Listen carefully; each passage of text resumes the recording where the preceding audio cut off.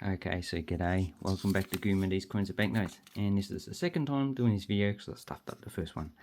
Anyway, so today we're reviewing a $100 banknote from 2013. So this should be quite a common banknote you should get if you ask for $100 notes. Most ATMs won't have them, but a few do. Most likely is that you'd have to go into a bank and ask for a banknote if you want one of these. Okay, so who we have on it? We have Sir John Monash, who was a general, and all the images on this side are from the First World War. We have Simpson and his donkey from Gallipoli. We have light horsemen, so mobile infantry. We have the emblem of the Anzacs there, and they had to get special permission to put that on the banknote. We have the artillery, and also here we have the security feature, in which is a 7-pointed star, so 6 stars for each state and 1 star for any other territory. His name, John Monash, and on the other side we have Dame Nellie Melba, who was an opera singer. So here's a MN, her emblem from 1902, and this is her singing in the Sydney Opera House. Oh, not the Sydney Opera House, it's the Opera House in Sydney in 1903, because the Sydney Opera House, that funny looking one, was not built at the time. And here we have the see-through window with that superb lyrebird. God, it lies so much. You think it's a peacock or a pig or even someone with a chainsaw coming up chasing after you, and it's just a bloody bird. Must taste nice though. Must taste like chicken. They are related to dinosaurs. Anyway, and the watermark is just the coat of arms. So that is what you're looking for. Then you got security features. So that is the UV. So it still doesn't come up with the 100. And also got the UV on this side.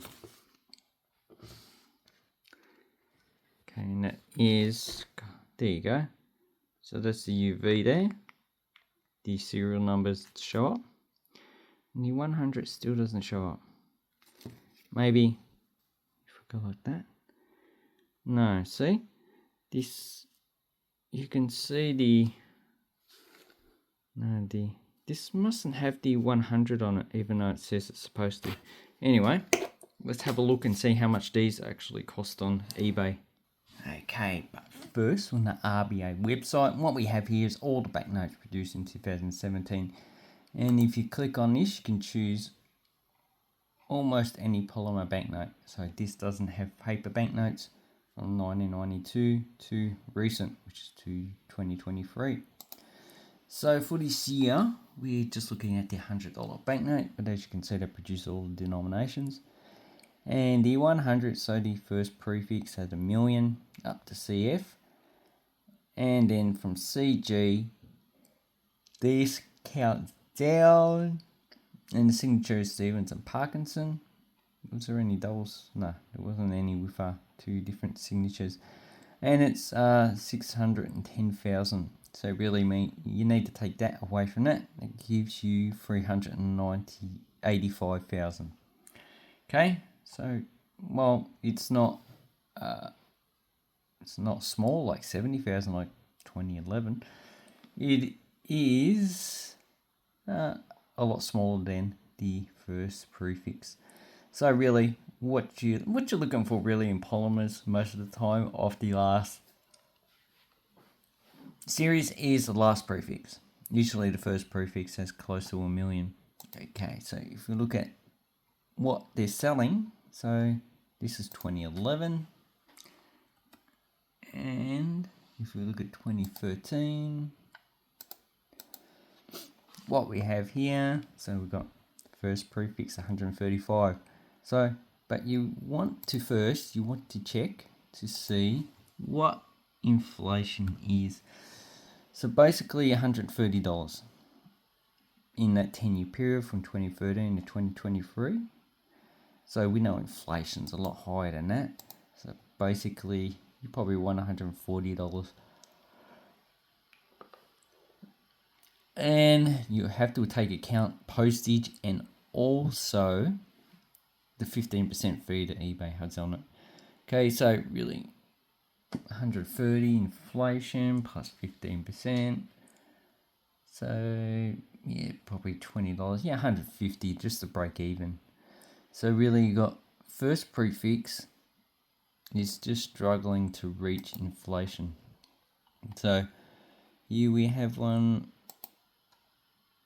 that looks pretty, has some wear on it. So this one's just got some, it says uncirculated, so it probably just, it's not been stored properly. Okay, another first prefix. Yeah, last prefix. So $150. So really, if you want to keep up with inflation, $150. But in general, polymer banknotes, it takes them about 20 to 30 years for them to start increasing above inflation.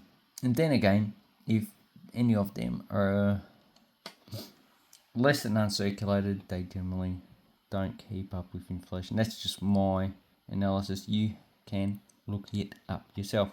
See, all of these are first and last prefix. So then we've got over countries as well.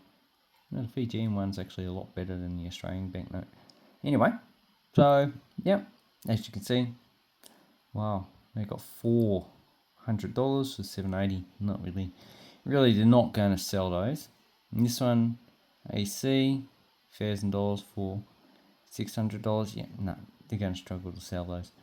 Anyway, so that's what we have. That's for sale. So if you want for sold items, here we have general prefix 165. Okay. That's a bit surprising. But there also is that some sellers can actually just end it themselves. Here we have general prefix 215. And this is deceptive. It's not a rare Australian banknote. It's just not rare. So really, I would be careful with buying from this seller. Anyway, obviously they're not really, they know banknotes, but obviously the banknotes look a bit overpriced. Anyway, then we have first prefix. Yeah, this is more like it. So that is, wow, look at that Victorian banknote. That is pretty uncirculated, $140. Actually, no, it has some damage there. I can see some damage down here, and that's all I see on that side. On this side, okay, no damage that I can see. Even here, I can't see it. I can see it a bit there now.